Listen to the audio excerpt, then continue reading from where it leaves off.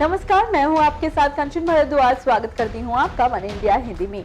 रामायण काल से संबंध के कारण सरगुजा का अलग महत्व है। कहा जाता है कि 14 साल के वनवास के दौरान भगवान राम सरगुजा आए थे और यहाँ के जंगलों में अपना निर्वासन काटा था। रामायण से जुड़े कई क्षेत्र हैं जिन्हें राम, लक्ष्मण और देवी सीता के नाम से जाना जाता है। इनमें रामगढ़, सीता भींगड़ा और लक्ष्मणगढ़ शामिल है। पौराणिक महत्व की सरगुजा लोकसभा सीट का राजनीतिक महत्व भी कम नहीं है। सरगुजा सीट बीजेपी के पास है। कमलभान सिंह मरावी यहाँ से सांसद हैं। पिछले 3 चुनावों से बीजेपी यहाँ उम्मीदवार बदल बदल कर जीत हासिल करती रही है। 2004 में नंद कुमार साय और 2009 में मुरारी लाल सिंह ने इस सीट से बीजेपी के लिए स्कोर किया था।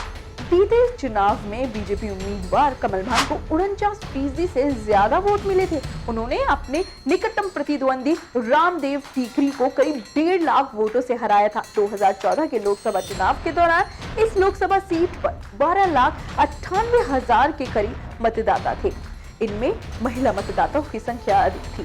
6,65,245 महिला मतदाता थी। हालांकि मतदान करने में पुरुष वोटर आगे रहे। पुरुष मतदाता 3,87,000 से ज्यादा की संख्या में वोट डालने पहुंचे, जबकि महिला मतदाताओं की संख्या रही 3,82,800।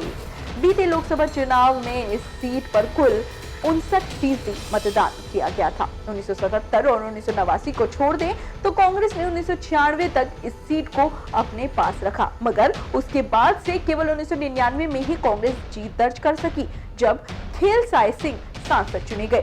सांसद कमलभान सिंह मरावी ने अपने सांसद निधि का पूरा उपयोग किया है। दिसंबर 2018 तक 25 करोड़ में से ज्यादा केवल 2.5 करोड़ की राशि बची हुई थी।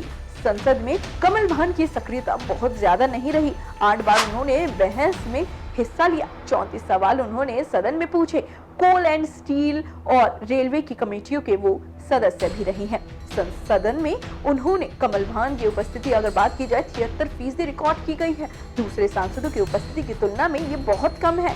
राज्य के सांसदों की उपस्थिति का औसत 84% है। सरगुजा लोकसभा सीट पर 8 विधानसभा क्षेत्र आते हैं: प्रेमनगर, भटगांव, प्रतापपुर, रामानुजगंज, समारी, लुंड्रा, अंबिकापुर और सीतापुर।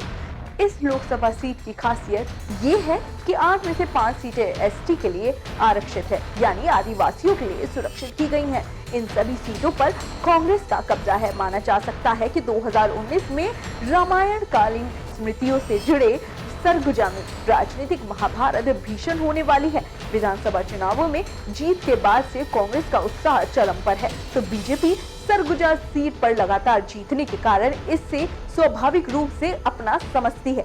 देखना ये होगा कि मतदाताओं ने जो बीजेपी से हटकर अपना रुख कांग्रेस की ओर दिखाया है वो केवल विधानसभा के लिए था या फिर लोकसभा चुनाव में भी उनका वही रुख रहने वाला है।